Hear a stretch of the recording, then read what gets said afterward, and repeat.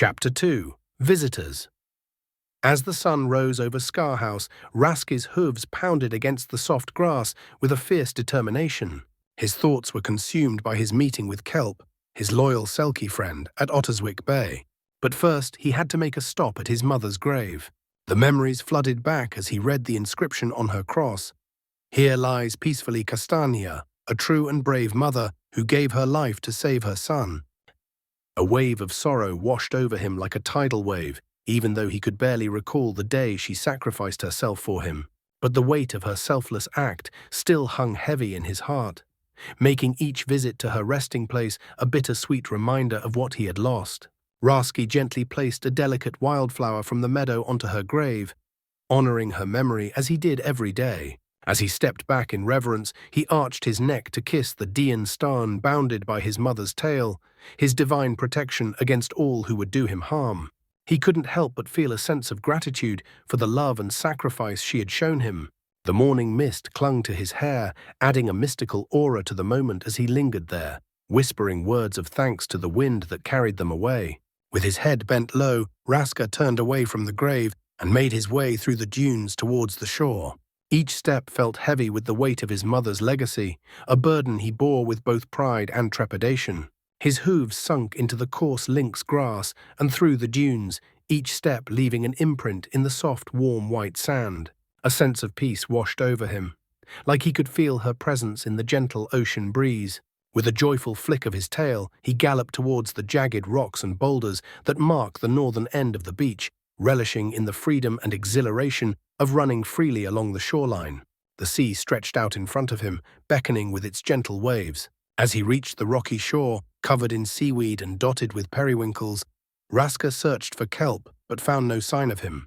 Puzzled, he called out his friend's name and listened intently for a reply. "Kelp!" Raske shouted again, this time louder as he walked towards and into the water. A small wave broke at his feet, sending cold water swirling around his hooves and making him jump back in surprise.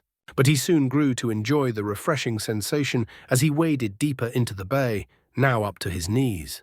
The salty air filled his nostrils as Raske gazed out at the peaceful expanse of water before him. He yelled one more time for Kelp, pausing again to listen for any response. The only sounds were that of a distant curlew's call and the soothing rhythm of waves lapping against the shore. Where could Kelp be? Raske pondered. As Raske trudged along the shore, his feet sinking into the damp sand with each step, his hope dwindled with each passing moment. But suddenly, out of the corner of his eye, he caught a glimpse of movement in the water. His heart skipped a beat as he watched with renewed determination. He shouted once more, his voice carrying over the crashing waves, and this time a sleek head bobbed out of the sea to meet his gaze. The creature's dark eyes sparkled in the sunlight, set against a shimmering head covered in white speckles that seemed to glitter like diamonds. It shook water droplets from its whiskers before disappearing once more back under the waves. Raske couldn't help but feel both disappointed and worried. Was this elusive being truly Kelp? With a heavy sigh, he slowly made his way out of the water and onto the sandy beach, his feet leaving deep imprints in the wet sand. He scanned the horizon one last time for any signs of Kelp, but just as his spirits were sinking, he heard a familiar voice call out to him. "Hey, where are you going?" At the sound of Kelp's voice, Raske's ears perked up, and he eagerly spun around to see his friend lounging on a warm rock nearby.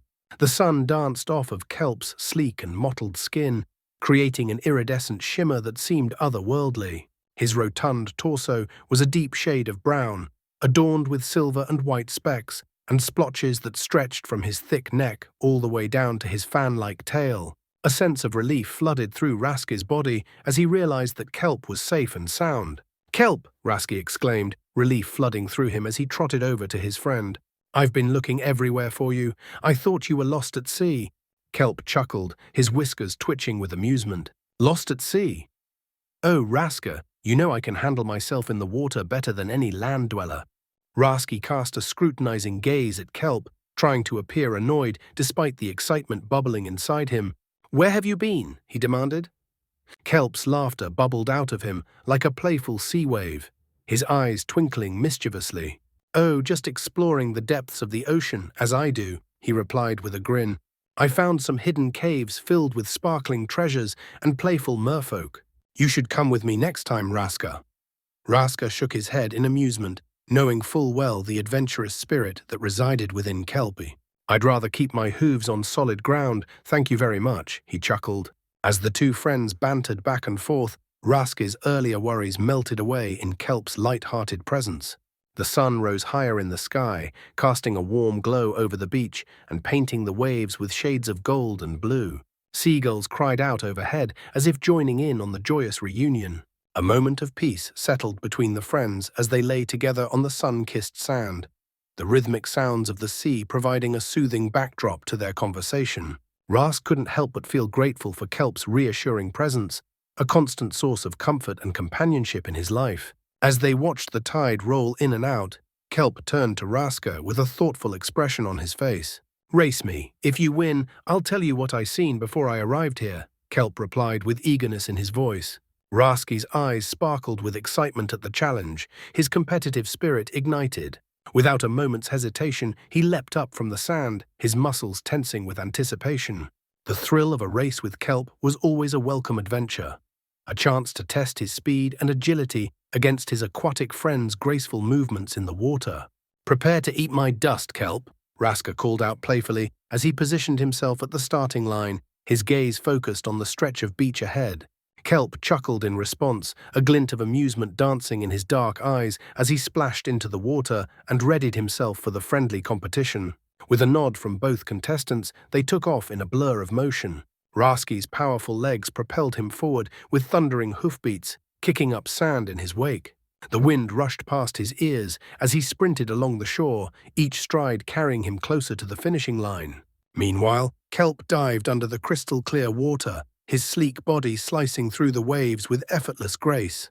His powerful tail propelled him forward like a torpedo, weaving between seaweed and darting past schools of glittering fish. The sunlight filtered through the water, casting an ethereal glow around him as he swam with a speed that matched Raske's on land. As they raced towards the predetermined finish line, the thrill of competition ignited a spark of exhilaration in both friends. Raske could feel his heart pounding in his chest, the adrenaline fueling his muscles as he pushed himself to his limits. Beside him, Kelp's form glided through the water like a shadow, his laughter echoing in the underwater world. With each stroke and stride, they inched closer and closer to victory. The cheers of seagulls above and the crashing of waves provided a symphony to their friendly contest. As they neared the finishing line, marked by the remains of an old fishing boat, partially buried in the sand and half submerged at low tide, Kelp stuck his head out of the water to check Raske's position. Then, with a sly grin on his face, he quickly ducked back underwater, slowing down his final glide so that Raske could cross the finish line first. "I did it! I won!" Raske exclaimed excitedly as he pranced in a circle around the skeleton hull of the fishing boat. "I did it!" he shouted again. With a playful grin, Kelp emerged from the sparkling blue water and onto the warm, sandy shore. He lay on his side to let the sun's rays dry his smooth, slick skin, while Raske circled around him with excited anticipation. Kelp's eyes gleamed with a devious glint as he spoke. "You finally beat me," his voice dripping with mock disappointment. "Now I suppose I'll have to tell you what I've been up to this morning." Raske's breath caught in his throat as he eagerly circled the wreck, waiting for Kelp's words. Without taking his eyes off the sunken ship, Kelp began, "Remember the stories I've told you about mermaids and finfolk? Our twisted relatives who follow Terran and her wicked ways." Raske nodded, already enraptured by the tale unfolding before him. "Well," Kelp continued, shifting onto his side to face Raske directly, "while I and the other Selkies were playing by start point, we heard a mermaid trying to lure a fisherman and his boat onto the skerries with her enchanting voice." Raske held his breath, anticipating the outcome. With a sly grin, Kelp revealed, "But we couldn't let that happen, so we chased her away before she could ensnare her victim." Raske's heart raced with exhilaration at the thought of thwarting such a treacherous creature. "I wish I could swim like you, Kelp," Raske said with admiration, "to move through the ocean with such grace and power." "You can," Kelp replied smoothly, standing up and waddling towards the sparkling sea. "Come join me now." But Raske hesitated, watching in awe as a starfish danced in and out of the waves. I couldn't, he replied wistfully. Kelp sensed Raske's hesitation but was determined to convince him. He sent a playful splash of water towards Raske with his flippers, beckoning him to come closer. The salty ocean air filled Raske's lungs as he imagined what lay beneath the surface: schools of colorful fish, vibrant reefs, and endless adventures. This was where Selkies belonged, in their underwater kingdom of tranquility and daring escapades.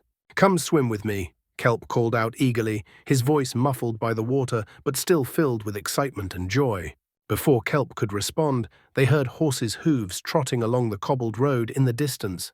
As Raske turned in the direction of the sound, he could see a dust cloud rising over the dunes. "I must go," said Raske anxiously. "I need to see who or what is going on over the other side of the dunes.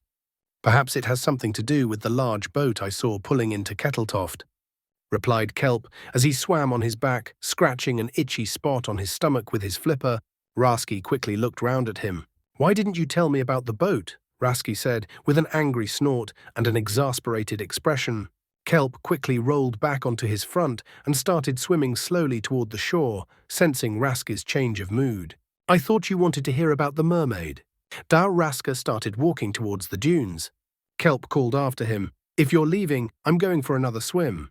Kelp hoped for a reaction from Raske, but he just kept on walking towards the dunes. "Okay, well, I'm off," shouted Kelp as he effortlessly maneuvered his bulk within the water with a quick thrust of his flippers. "Suit yourself," Raske snapped as Kelp splashed into the water without another word. Realizing he'd been too harsh with his friend, Raske turned and called, "I'm sorry, Kelp, please come back." But Kelp didn't reply, for he'd already dived under the waves and disappeared. Raske felt sad for hurting Kelp's feelings, but his curiosity about who was heading along the road quickly swept those feelings aside. As he turned again towards the dunes, he broke into an instant canter and headed up the beach onto the sand dunes covered in the dense grey-green tufts of marram grass. Standing on the highest dune, he could recognize the Scarhouse horse-drawn carriage, followed by a small legion of men marching behind. With a curious mind, Raske urged his hooves to continue at a swift canter, descending from the rough dunes and onto the lush meadows. The verdant grass brushed against his hooves as he made his way towards the cobbled road, its surface uneven and rough. He carefully navigated, avoiding loose stones and gravel, mindful of protecting his legs and hooves. Along the way, he passed by Lady Kirk, a once grand stone church, now reduced to ruins due to the devastating Trow Wars. A chill ran down his spine as he approached, seeing the remnants of a brutal attack still visible on the scorched walls and crumbling cemetery. The eerie mark of a claw embedded in the stone wall sent shivers down his spine as he remembered the tales his mistress had told him about the terrifying Nucklavi, a creature rumored to be equally at home in the depths of the sea as it was on land. With renewed urgency, Raske picked up speed, eager to leave this haunted place behind. As he drew nearer to the entourage, Raske's heart quickened with anticipation. The familiar 4 grey horses, pulling Lord Thorkel's large carriage, trotted ahead, their hooves thundering against the dirt road. Behind the carriage were 8 men, forming 2 rows and running on foot. Their imposing presence was evident in their warrior-like attire: leather clothing, chain-mail vests, steel helmets, and long spears held firmly in one hand, while round shields were clutched in the other. Swords and axes were strapped to their upper torsos with sheaths and belts, ready for battle. Raske cantered past the foot soldiers, feeling a sense of intimidation wash over him. He had never encountered such a formidable group before. As he passed the carriage, he stole a glance inside, but did not recognize any of its occupants. Slowing to a trot, Raske rode parallel to the front pair of majestic grey horses, their long white manes and tails cascading behind them like rivers of silk. Their dignified presence commanded respect from all who crossed their path. Raske's curiosity got the best of him as he looked over at Alvis, the eldest and wisest among their group of 4 horses. Leathery harnesses kept them in line as Embla stood next to Alvis, with Hulda and Frey trailing behind. "What's going on, Alvis?" Raske couldn't help but ask. "It should be obvious," Alvis grumbled back, his voice dripping with disdain. "We're hard at work while some others get to frolic about." Raske brushed off the comment and pressed further. "No, I mean who is in the carriage?" Embla chimed in with a gentle tone. It's Earl Harald, accompanied by his aunt and mother. They've come from Meginland, at our master's invitation for a brief stay. Raske's confusion grew as he exclaimed, "Why wasn't I informed of this?"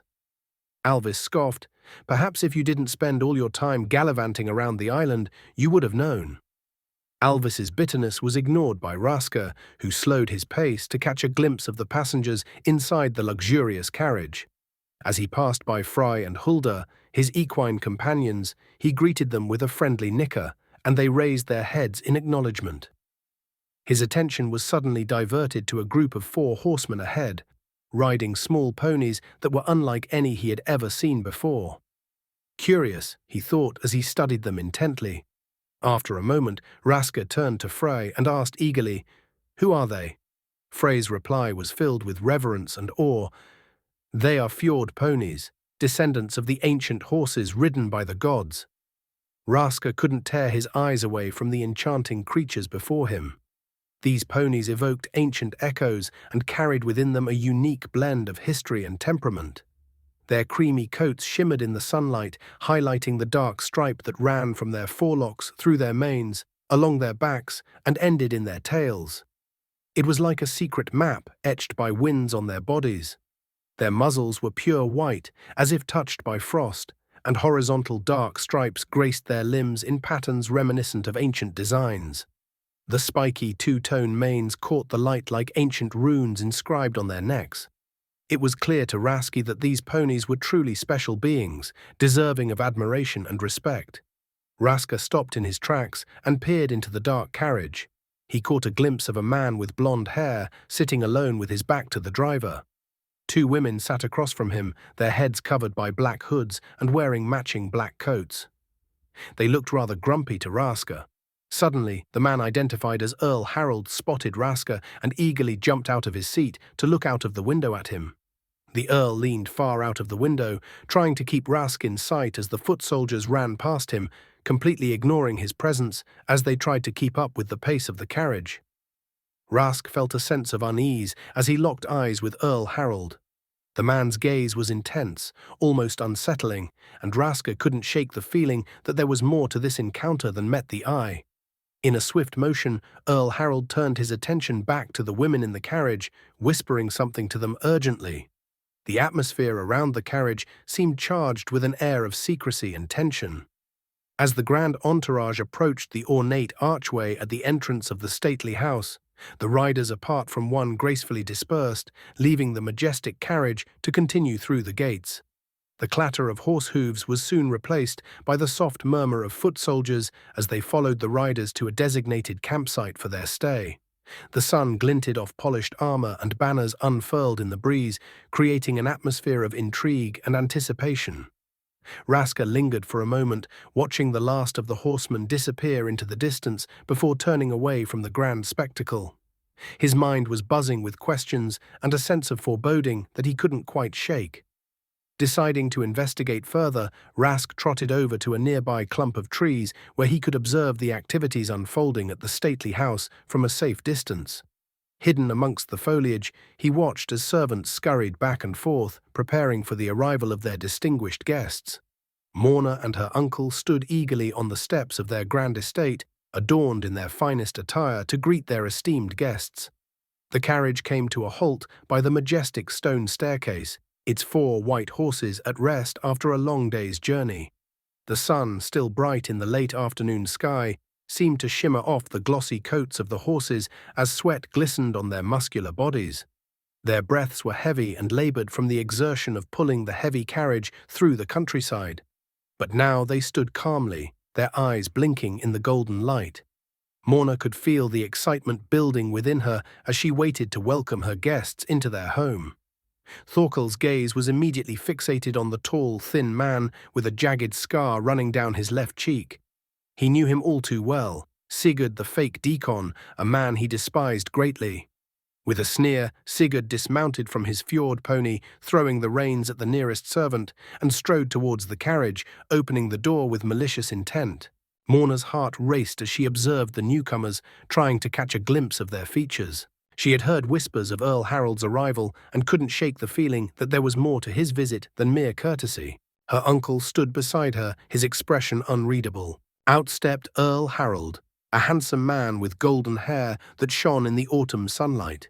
He was dressed in a knee-length cloak, lined with fur and adorned with intricate gold and silver embroidery. His leather boots were laced up to just below his knees, and a sturdy leather belt cinched his cloak tightly around his waist. A gleaming sword hung from his belt, and Morna's eyes were drawn to the delicate gold necklaces around his neck and armbands that adorned his muscular arms. The young earl nodded at Thorkel before turning to assist his mother, Lady Helga, and his aunt, Countess Frakok, out of the carriage. Sigurd retreated back to his pony as the rest of the guests began ascending the large grey slatted steps. As the group made their way up the steps towards Morna and her uncle, a cold shiver ran down Morna's spine. She couldn't shake the feeling that something significant was about to happen, something that would alter the course of their lives forever. The tension in the air was palpable as Morna watched the scene unfold before her. Earl Harald's piercing blue eyes darted around, taking in every detail of his surroundings. The two women beside him remained silent, their faces hidden from view. Morna's intuition told her that there was an air of secrecy surrounding these mysterious guests. Once on the top step, the guests were greeted by Lady Morna curtsying and Lord Thorkel bowing. Harald took Lady Morna's hand and gallantly kissed it, causing her cheeks to flush with embarrassment. Thorkel couldn't help but notice and felt protective over his niece. As Harald turned to address him, Thorkel braced himself for any snide remarks. "Thorkel Sumerliderson," Harald exclaimed with a chuckle. "You old goat! How have you been all these years? And what have you been doing hiding away this beauty from me?" As he spoke, Harald's eyes roamed over Morna, who blushed and shifted uncomfortably under his gaze. Before Harald could make any further comments, Thorkel interjected with a sly grin. "Come now, Earl Harald," he said teasingly. "You must remember my dear departed brother's daughter, Lady Morna." "I certainly don't remember her being so beautiful," Harald replied with a wink at Morna, who smiled back politely this time. "Lady Morna, it is a pleasure to finally meet you in person," he said with a slight bow. Morna forced a smile in return, masking the unease that churned in her gut. "Welcome to our home, Earl Harald. I trust your journey was pleasant." Earl Harald's smile widened, his eyes gleaming with an intensity that sent a chill down Morna's spine. "Pleasant enough, my lady," he replied smoothly, his voice like honeyed venom. "But it is your hospitality that truly makes the journey worthwhile." Turning back to Thorkel, Harald gestured towards the two women in the black cloaks, lowering their hoods as they approached. "You remember my mother and aunt, of course." Lady Helga presented her hand, adorned with a white silken glove, to be kissed by Thorkel. He put on a sincere expression as he spoke. "How could I forget such beautiful sisters?" "You haven't changed one bit, my Lord Thorkel Sumerliderson," Helga said with a warm smile. "And still as patronizing as ever, I see." Her sister Frakok rolled her eyes and pushed past Thorkel to make her way into the house. "Ignore her, Thorkel. She despises traveling overseas. Her mood will improve once she's settled in and had some food," Helga explained with a fond smile as she retrieved her hand from Thorkel's kiss. Morna's gaze swept across the lush gardens in front of the grand house, taking in the vibrant blooms and neatly trimmed hedges. Her eyes landed on Raske, her beloved black stallion, who had followed the visitors onto the grounds and now stood curiously by the trees. A smile tugged at her lips as she marveled at how much he had grown in just 1 year since his birth. "Raske," she called out, waving her arm frantically to get his attention. But the young stallion was so captivated by the activity at the carriage that he didn't register her call or wave. Then his ears perked up as he heard his name being called. He tore his gaze away from the unfolding scene at the grand house and turned towards Lady Morna's voice. With a swift motion, he trotted over to her, his shiny black coat glistening in the sunlight. His mane flowed like a dark river behind him, and his eyes sparkled with a mix of curiosity and recognition as Morna ran down the steps to greet him. Morna reached out a hand to stroke Raske's velvety nose, a gesture that always comforted her and brought her solace. The colt nuzzled against her palm affectionately, sensing her unspoken worries and responding with unwavering loyalty. As Lady Morna caressed Raske's sleek neck, she couldn't help but feel a sense of reassurance wash over her. Despite the mysterious guests and the undercurrent of tension surrounding their arrival, having Raske by her side grounded her in familiarity and trust. She knew she could always count on his unwavering loyalty and companionship. The young colt snorted softly, his warm breath tickling her skin, a silent promise of protection and support. But as Morna gazed into Raske's deep, intelligent eyes, a sudden realization struck her. There was an unease in the air that even her loyal companion couldn't dispel. The presence of Earl Harald and his entourage brought with them an aura of secrecy and hidden motives that set Morna's senses on edge. Her thoughts were interrupted by Thorkel's booming laughter, echoed through the courtyard as he engaged in animated conversation with Earl Harald, while Lady Helga and Countess Frakok were escorted inside by the servants. Morna's attention shifted to where the tall, thin man she had seen earlier opening the carriage door stood off to the side, his gaze fixed on her with a calculating intensity. She felt a chill run down her spine, a sense of foreboding creeping into her heart. She couldn't shake the feeling that his presence meant trouble, his scarred visage a stark reminder of past conflicts and betrayals. As she observed him, a flicker of recognition crossed his face, quickly masked by a smirk that sent a shiver down her spine.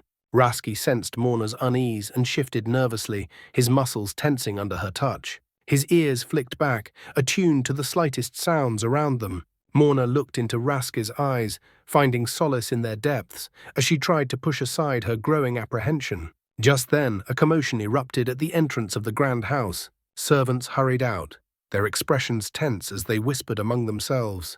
Thorkel's laughter ceased abruptly, and Earl Harald's jovial demeanor faltered for a moment before he composed himself. Morna felt her heart quicken its pace as she exchanged a fleeting glance with Raske. With a steadfast resolve, she beckoned a stable boy nearby to take Raske to the stables, knowing that he would be safe under the watchful care of the stable hands. As she straightened her gown and composed herself, Lady Morna walked towards the commotion at the top of the staircase, her steps deliberate and her mind racing with a mix of curiosity and trepidation. As she approached the entrance, Lady Morna could see Lord Thorkel engaged in a heated discussion with Earl Harald, their voices low but filled with tension. Servants scurried around them, casting nervous glances at the imposing figures before them. The atmosphere crackled with an unspoken conflict that threatened to boil over at any moment. Earl Harald's gaze flickered towards Lady Morna as she drew near, a calculating glint in his eye that sent a shiver down her spine. Without missing a beat, he turned his attention back to Thorkel, his voice laced with steel as he spoke in hushed tones. Lady Morna's instincts told her that the situation was more dire than she had initially anticipated. As she stood at the edge of the gathering, her eyes darted between Thorkel and Earl Harald, trying to decipher the underlying tension that pulsed in the air like a storm brewing on the horizon. Thorkel's features were etched with a mix of determination and concern, his jaw set in a firm line as he countered Earl Harald's words with measured responses. It was evident that whatever was being discussed held significant weight, a weight that seemed to burden Thorkel more than he let on. Earl Harald, on the other hand, exuded an air of authority that bordered on arrogance. His gaze lingered on Lady Morna for a moment longer than necessary, sending a wave of discomfort through her core. She could sense a hidden agenda lurking beneath his smooth words and polished facade, a dangerous undercurrent that threatened to upend the fragile peace of their household. Thorkel noticed Morna's distress at the heated argument raging between Harald and himself. He placed a comforting hand on Harald's shoulder, his grip firm yet reassuring. "Come, welcome to Scar House," he said warmly, his voice laced with genuine hospitality as he ushered Harald towards the ornately carved oak doors. The entrance hall was adorned with intricate tapestries and expensive furnishings, giving off an air of opulence. Thorkel pointed towards two servants who appeared from a nearby hallway. "They will guide you to your quarters," he said. "We can resume our discussion in a more comfortable setting at a later time," Thorkel added, trying to be diplomatic. As Harald stepped through the threshold, he couldn't help but turn back to look at Raske being led away by a stable boy.